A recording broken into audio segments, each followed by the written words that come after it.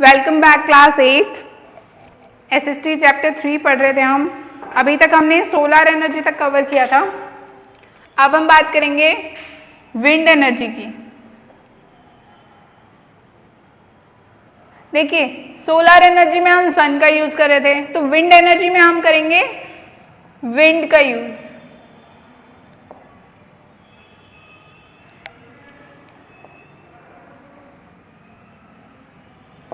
Wind energy हमें कैसे use करने में आती है? सबसे पहले क्या करते हैं, हम वहां पर विंड मिल्स सेटअप करते हैं।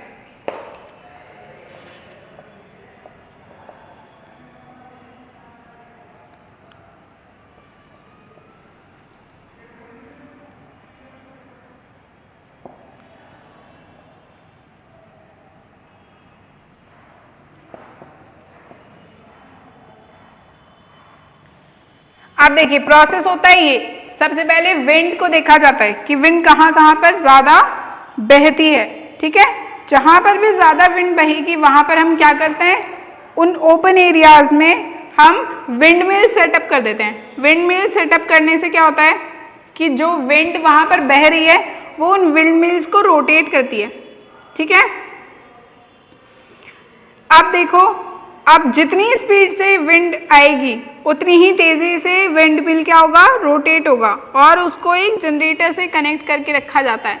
अब वो जनरेटर जो होगा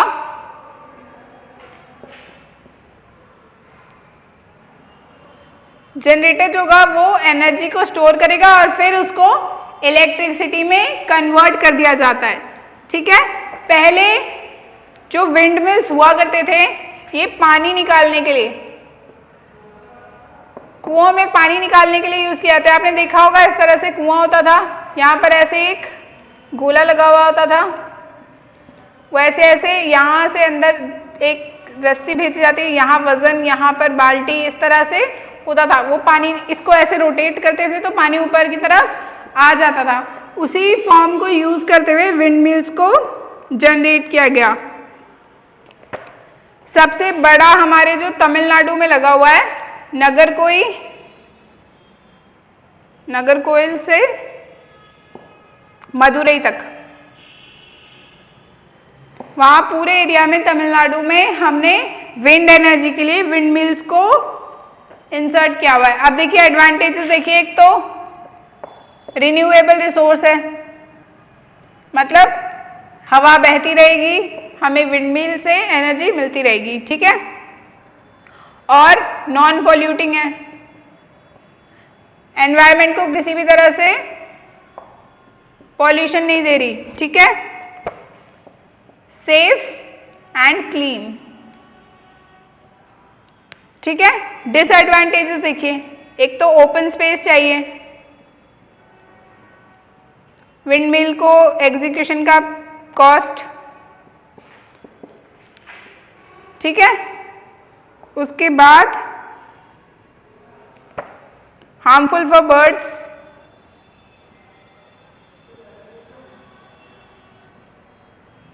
और एयर कम्युनिकेशन जो है हमारा,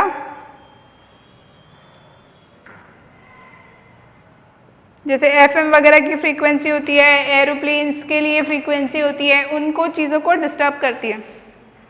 ठीक है, बाकी वैसे तो अच्छी चीज है, कोई प्रॉब्लम नहीं है इसमें ज्यादा। ठीक है, ये हो गया हमारा विंड एनर्जी। ठीक है, अब हम देखेंगे नेक्स्ट जो हमारा पार्ट है वो है बायोगैस। बायोगैस आपने बचपन से सुना होगा काफी बायोगैस के बारे में। बायोगैस होता क्या है, देखिए, फार्म्स वगैरह होते हैं हमारे, खेत वगैरह, वहां पर कुछ रेजिड्यू रह जाता है जो किसी भी काम का नहीं होता है ना, उसको इकट्ठा किया जाता है। उसके अलावा गोबर, जो गाय और भैंस का गोबर होता है उसको इकट्ठा किया जाता है।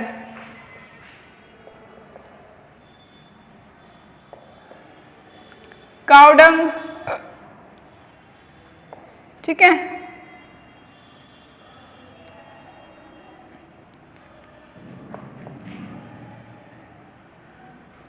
रेजिड्यू ऑफ फार्म्स, और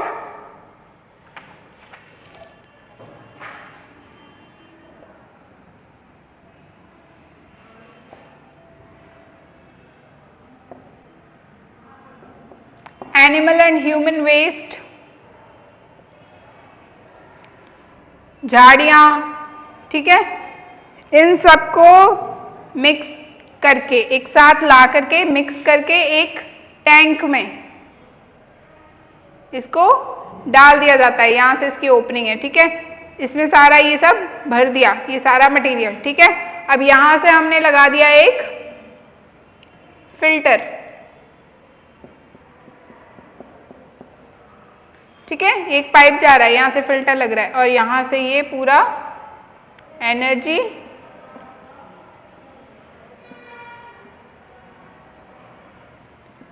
जनरेट होकर के इलेक्ट्रिसिटी में कन्वर्ट होके यहां पर हम इसको स्टोर कर लेते हैं, ठीक है। ये है हमारा बायोगैस प्लांट।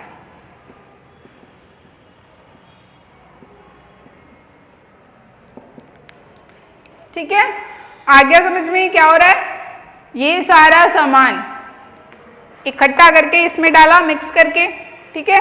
यहां पर ये पड़े पड़े एक एनर्जी क्रिएट करता है, इसमें से ना गैस निकलती है, उस गैस को हम यहां फिल्टर करके जनरेटर से इलेक्ट्रिसिटी बना करके उसको स्टोर कर लेते हैं और फिर इस एनर्जी को हम लोकल छोटी छोटी चीजों में, जैसे घरों में बल्ब जलाना, पंखा चलाना और कुछ छोटी छोटी चीजें, कोई बहुत ज्यादा एनर्जी से क्रिएट नहीं होती है, तो हम गांव, जैसे किसी ने घर में अपने गोबर गैस प्लांट बना रखा है या बायोगैस प्लांट बना रखा है, तो वो अपने घर की चीजों को चला लेगा उससे, अपने घर के पंखा, कूलर और ये इलेक्ट्रिसिटी वाली चीजें, जैसे कि छोटी छोटी चीजें, जैसे कि मिक्सी हो गई और लाइट हो गई, पंखा हो गया, है ना, ये छोटी छोटी चीजें वो इजीली इससे चला लेगा, ठीक है।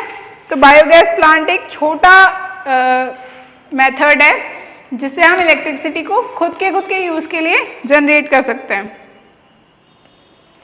और फिर देखिए, ये जो बच, इससे एनर्जी बनी, अब ये जो बच गया ये फर्टिलाइजर के तौर पे यूज हो जाता है, फर्टिलाइजर्स, ठीक है, मैन्योर, खाद जिसे बोलते हैं हम, ठीक है।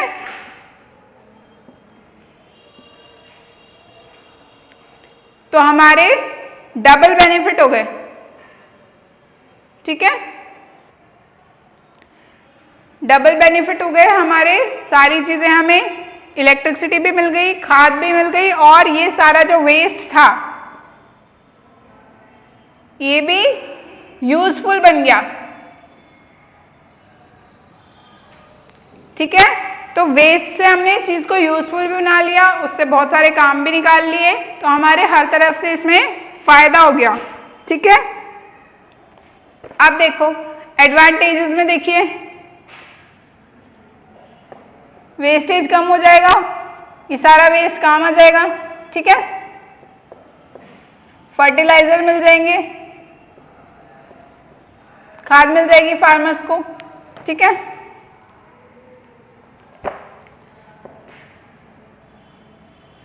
एनवायरमेंट को हार्म भी नहीं करेगा, no harm, no environmental harm, ठीक है। अब डिसएडवांटेजेस देखिए, डिसएडवांटेज एक ही है, green house gases,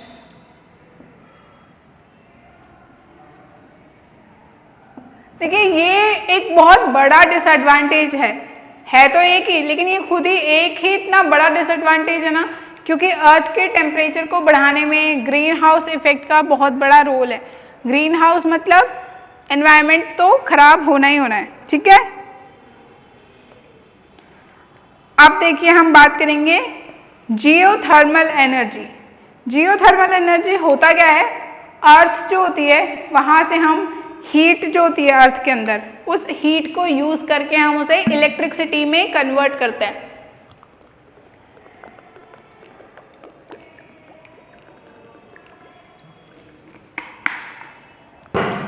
okay, geothermal energy, geothermal energy अभी मैं आपको बता रही थी क्या होती है।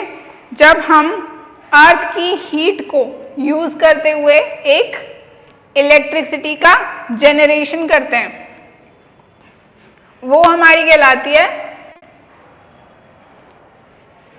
Geothermal energy.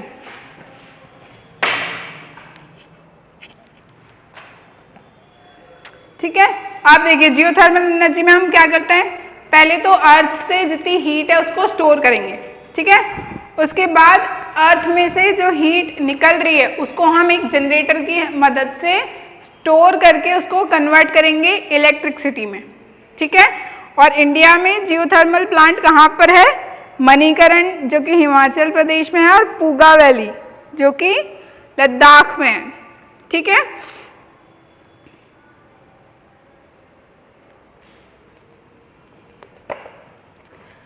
अर्थ की जो हीट होती है ना वो अंदर ही अंदर समेटे हुए होती है। अर्थ के अंदर होता है कुछ वाटर, तो जब वो वाटर बाहर निकलता है तो वो हॉट स्प्रिंग बनकर निकलता है, मतलब गर्म पानी के तौर पे। आपने सुना होगा हॉट स्प्रिंग वाटरफॉल्स होते हैं, मतलब गर्म पानी के झरने। वहां पर जैसे ठंडी जगह होती है, जैसे हिमाचल प्रदेश में मणिकरण है, वहां पर एक्चुअली क्या है, एक गुरुद्वारा है, काफी फेमस जगह है, ये लोग घूमने काफी जाते हैं। वहां पर हॉट स्प्रिंग है, वहां पर इतना गर्म पानी आता है कि हम उसमें राइस को उबाल लेते हैं, दाल बना लेते हैं उससे, ये सब चीजें कर लेते हैं, इतना गर्म पानी है वो। तो सोचिए अर्थ के अंदर कितनी ज्यादा कैपेसिटी है, कितनी ज्यादा हीट है। तो हम इस हीट को यूज करते हैं, इस हॉट स्प्रिंग वाटर को हम यूज करते हैं एक एनर्जी रिसोर्स बनाने के लिए। सबसे ज्यादा इंडिया में दो ही जगह होता है, हिमाचल प्रदेश में मणिकरण और पूगा वैली जो कि कहां पर है, आई थिंक गुजरात नहीं, सॉरी लद्दाख में। इन दो जगह पर ये हॉट स्प्रिंग वाटरफॉल्स वगैरह बनते हैं। इनसे क्या करते हैं, हम इलेक्ट्रिसिटी को जनरेट करते हैं। ठीक है, और यही हमारे वहां पर हीटिंग और बेदिंग के काम में आती है। ठीक है, आप इसके एडवांटेजेस देखिए, इको फ्रेंडली है, एनवायरनमेंट को तो कुछ नुकसान पहुंचा नहीं रही,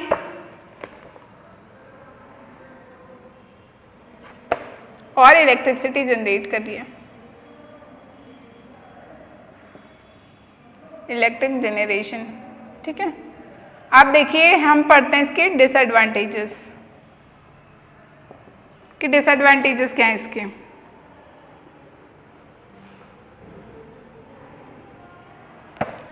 कुछ कम जगहों पर ही अवेलेबल है, फ्यू लोकेशंस।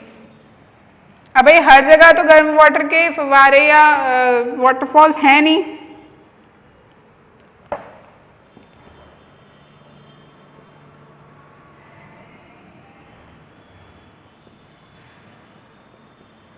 और इसका ज्यादातर हिस्सा जो है वो वेस्ट हो जाता है, क्योंकि हम हर जगह पर तो ये चीज लगा नहीं सकते, कहीं कहीं पर ही वाटरफॉल्स होते हैं। अब वहां पर भी हर जगह पर नहीं लगा सकते, तो ज्यादातर पार्ट क्या है, वो इसका वेस्ट हो जाता है। ठीक है, ये हो गई हमारी जियोथर्मल एनर्जी, अर्थ से निकलने वाली हर हीट को हम यूज करते हैं। ठीक है, जहां पर प्लांट सेटअप कर देते हैं वहां।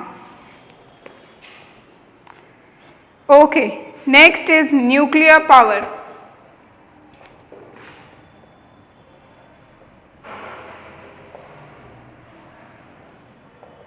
न्यूक्लियर पावर क्या होता है, एटॉमिक पावर भी बोलते हैं हम इसको। ठीक है, दो एटम्स को, ठीक है, उनके स्ट्रक्चर को चेंज करके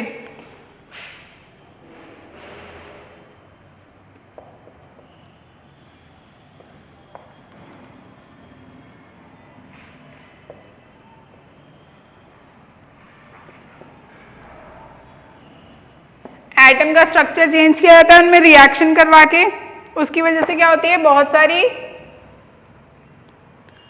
एनर्जी रिलीज होती है।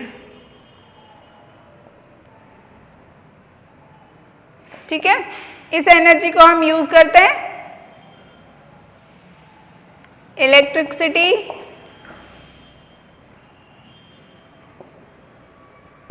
जेनरेशन में, ठीक है।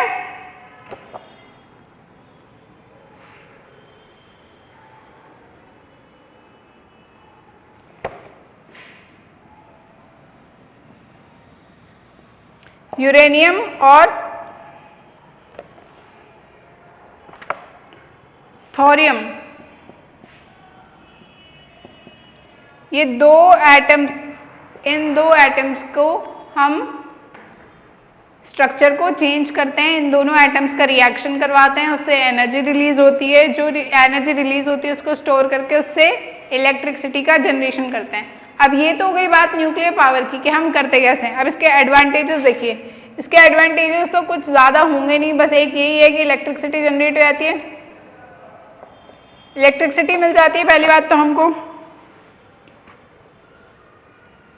और ह्यूज अमाउंट में मिलती है, थोड़े से स्ट्रक्चर चेंज से ही काफी एनर्जी रिलीज होती है। अब डिसएडवांटेजेस देखेंगे, इसके डिसएडवांटेजेस बहुत ज्यादा हैं। रेडियो एक्टिव वेस्ट बनाती है ये, जो कि हमारे लिए बिल्कुल भी अच्छा नहीं होता, हमारी अर्थ के लिए, हमारी बॉडीज के लिए ये चीज बिल्कुल भी अच्छी नहीं है। ये हमारे लिए बीमारियों का घर है, ठीक है, रेडियो एक्टिव वेस्ट।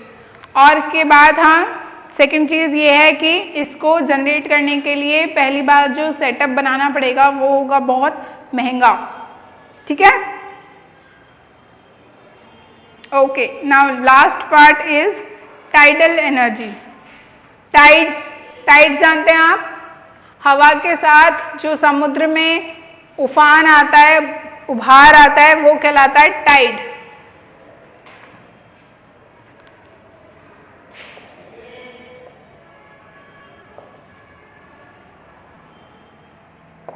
ये सिंपल एक समुद्र है, ठीक है, यहाँ पर यहाँ से हवा ने पानी को उठाना शुरू कर दिया और ये पानी की वेव्स ऐसे उठ करके ऐसे झाग बनाते हुए ऐसे आती है ना, देखा होगा आपने, और फिर अचानक से आकर यहाँ पर ऐसे गिर जाती है और फिर वापस से समुद्र में मिल जाती है, ठीक है।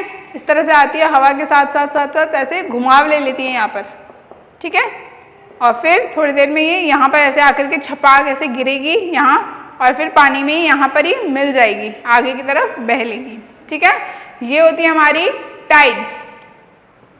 अब टाइड से एनर्जी कैसे बनाई जाए, देखिए आपको मैं एक एग्जाम्पल एक फोटोग्राफ के थ्रू समझाने की कोशिश करती हूँ।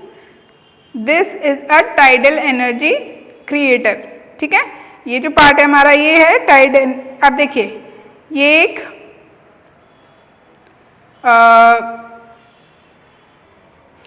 ये देखिए समुद्र के अंदर यहाँ पर इसमें इनको इंस्टॉल किया गया है, ठीक है। ये देखिए नीचे टरबाइंस लगे हुए हैं। अब ये जब भी यहाँ पर टाइड्स आएंगे ये रोटेट करेंगी, ठीक है, ये रोटेट करेंगी, और जब ये रोटेट करेंगी तो इनसे हम करेंगे इलेक्ट्रिसिटी जनरेशन, इलेक्ट्रिसिटी को प्रोड्यूस करेंगे। ये टाइड्स जो होती हैं ये इतनी हैवी होती हैं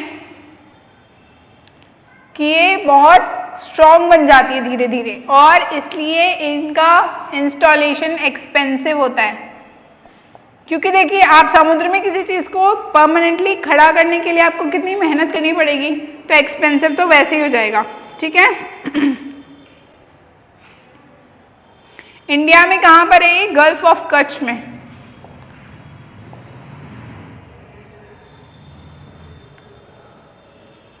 ठीक है। अब देखो एडवांटेज क्या है हमारे पास इसका, नॉन पोल्यूटिंग है, कोई पॉल्यूशन नहीं कर रही, और हमेशा रहेगी, रिन्यूएबल है, मतलब नॉन एक्सटिंक्टिव, मतलब कभी खत्म नहीं होगी, रिन्यूएबल है, वापस से बनती रहेगी ये तो, ठीक है। अब इसके साथ डिसएडवांटेज क्या है, ये मरीन लाइफ को खराब करती है, समुद्र के जो प्राणी हैं उनको डिस्टर्बेंस होता है, डिस्टर्बेंस इन मरीन लाइफ, ठीक है। और इसके अलावा ये जो है एक्सपेंसिव भी है, ठीक है। तो ये दो पार्ट एडवांटेजेस और डिसएडवांटेजेस हो गए इनके, इस तरह से ये हार्मफुल होती हैं। ठीक है,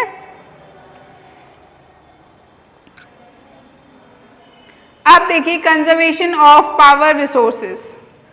अब ये जो सब चीजें हमने बात की, इनको बचा कैसे सकते हैं हम? कर तो रहे हैं हम, ठीक है, बात कर ली हमने कि ये होता है, ये होता है, ऐसे होता है, वैसे होता है, मगर हम इनके लिए कर क्या रहे हैं? इनको बचाने के लिए, इनको सेव करने के लिए, ताकि फ्यूचर में जो लोग हमारे दुनिया में आने वाले हैं, जो भी आए भी नहीं बेचारे, उनके लिए तो हमने कुछ छोड़ा ही नहीं है। इतना सारा हमने एनर्जी रिसोर्सेज को यूज कर लिया। एनर्जी की डिमांड इतनी ज्यादा बढ़ गई ना, एक तो पॉपुलेशन, ऊपर से इतना ज्यादा नवीनीकरण, इतना ज्यादा नई नई चीजें, ये टेक्नोलॉजी, वो टेक्नोलॉजी, हर इंसान के पास मोबाइल है, मोबाइल को चार्ज करना है, फिर कंप्यूटर्स लगाने हैं, कंप्यूटर्स देखने हैं, हर चीज इतनी एनर्जी से रिलेटेड हो गई ना, हर चीज में इलेक्ट्रिसिटी चाहिए। अब इलेक्ट्रिसिटी की नीड को पूरा करने के लिए हमें इलेक्ट्रिसिटी जनरेट भी तो करनी पड़ेगी, ऐसे ही फ्री में हवा में थोड़ी मिल जाती है, मेहनत करनी पड़ती है, बहुत सारी चीजें होती हैं इसके पीछे, आपको पता भी नहीं है आप कहाँ कहाँ कैसे कैसे एनर्जी वेस्ट कर रहे हो। ठीक है, तो देखिए सबसे पहली चीज, तो सबसे इंपॉर्टेंट चीज रिसाइकलिंग है। ये अगर सब करने लग जाए तो बस काम बन जाएगा। हम पढ़ रहे हैं कंजर्वेशन ऑफ रिसोर्सेज। ठीक है, सबसे पहली चीज है कि हम रिसाइकलिंग करें, फिर माइनिंग जो है वो एक तो तरीके से हो, और फिर इसका कोलैप्स बचाया जा सके, मतलब इसको क्षीण होने से, इसको खत्म होने से, खराब होने से बचाया जा सके। पावर स्टेशन का प्रॉपर यूज, मतलब जहां पर इलेक्ट्रिसिटी इकट्ठी हो रही है वहां पर इसको वेल मेंटेन किया जाए, जिस जगह जितनी जरूरत है उतना ही यूज में लिया जाए। Burning of waste to general power, देखो फालतू में जिन चीजों को हम जला रहे हैं, एनर्जी वेस्ट कर रहे हैं ना, उनको फिर से एनर्जी में कन्वर्ट करने की कोशिश, ये हो जाएगा हमारा एक और कंजर्वेशन का पार्ट। इसके बाद हर चीज की एफिशिएंसी बढ़ानी होगी। एफिशिएंसी मतलब किसी चीज पर कोई चीज कितना काम कर रही है, अच्छे अप्लायंसेस यूज करेंगे, बिजली की खपत कम होगी। आपने देखा होगा 2 स्टार, 3 स्टार, 4 स्टार एसी आता है, 5 स्टार एसी जो होता है वो सबसे कम बिजली की खपत करता है ना, उसकी वजह से बिजली का बिल कम आता है, ऐसे बोलते हैं ना, तो वो है उसकी एफिशिएंसी, वो कितनी पावर यूज करके कितना आउटपुट दे रहा है। ठीक है, अब देखिए हम अपनी तरफ से क्या कर सकते हैं। सबसे पहली बात, इलेक्ट्रिसिटी बचा सकते हैं, जब काम में नहीं आ रही है तो फालतू चीजों को बंद कर दो। ठीक है, fan, computer, laptop, mobile, lights, motor, और कोई भी मशीनरी जो काम में नहीं आ रही है उसको शट ऑफ कर देना चाहिए। पब्लिक ट्रांसपोर्ट का यूज करना, हर जगह अपनी कार लेकर के, मोटरसाइकिल लेकर के चल देना इज अ बैड थिंग। अगर आप एक ही इंसान जा रहे हो तो अपनी पब्लिक ट्रांसपोर्ट से जाओ, पूरी फैमिली जा रही है तब समझ में आता है कि आप कोई कार या बाइक या कुछ लेकर जा रहे हैं। लेकिन अगर आप कोशिश कर सकते हैं तो पब्लिक ट्रांसपोर्ट का यूज कीजिए या फिर कार पूल कीजिए। होता है ना कि एक ही जगह जा रहे हैं 3 लोग तो एक ही कार में बैठकर चले गए, उसको बोलते हैं हम कार पूलिंग। सोलर एनर्जी का यूज बढ़ा देना चाहिए, विंड एनर्जी का यूज बढ़ा देना चाहिए, क्योंकि ये फ्री एंड बेटर ऑप्शंस है, इनसे ना कोई वेस्ट प्रोड्यूस हो रहा है और ना ही कोई दिक्कत हो रही है। फालतू के खर्चे, फालतू के घर सजाना करना, ये सब चीजें भी बंद कर देनी चाहिए, इससे इलेक्ट्रिसिटी बहुत वेस्ट होती है। Proper management,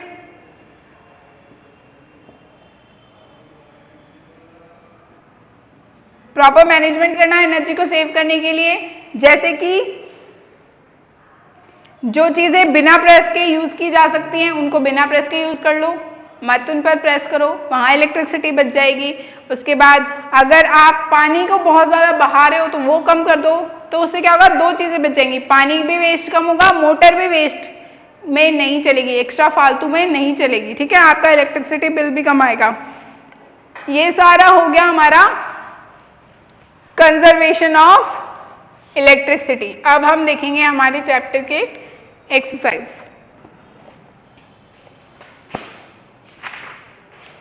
okay, part A,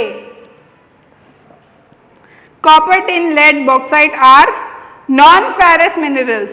option number B, non ferrous minerals. Exercise A कर रहे हैं हम। फर्स्ट आंसर, चैप्टर कौन सा हमारा? 3। चैप्टर 3 की ए एक्सरसाइज का फर्स्ट आंसर है बी। सेकंड में है which of the following is a way of extracting minerals. तीनों ही हैं हमारे, तो आंसर हो गया डी। थर्ड है Canadian shield is rich in gold and uranium, number A. Which of the following is leading country of oil production, D, Saudi Arabia. Which mines are the deepest mine in the world? Coal mines. Option number B. Electricity generated by oil, coal and gas is known as CNG. Option number A. Fossil fuels are found in C, sedimentary rocks. And 8th का है C, geothermal energy. Non conventional source of energy क्या है इन सब में से? Geothermal energy. ठीक है। एक्सरसाइज बी का फर्स्ट पार्ट है heat obtain from earth is geothermal energy.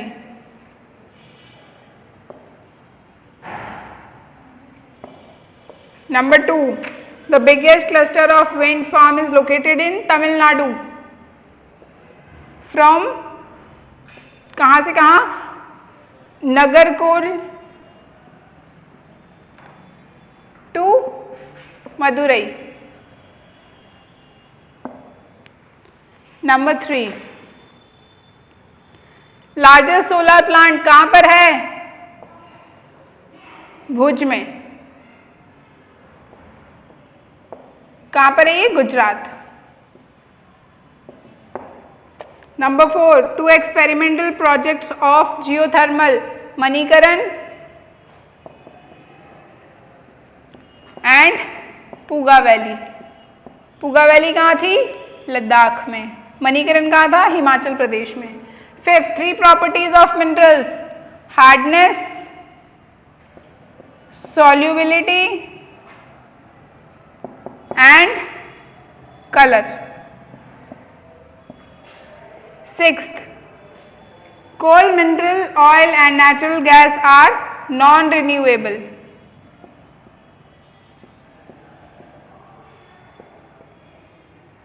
The phrase black gold refers to coal.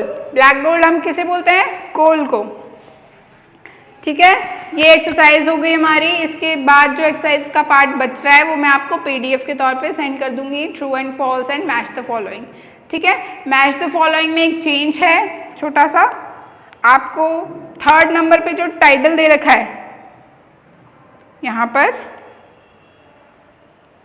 Silicon की जगह आपको टाइटल करना है इसको। ठीक है, क्वेश्चन नंबर 3। ठीक है, डी का question number 3। So that's it for today. ठीक है, आपको मैं नेक्स्ट लेक्चर में चैप्टर नंबर 4 शुरू करेंगे हम। इसके अलावा आपको पीडीएफ्स मिल जाएंगे। Thank you class.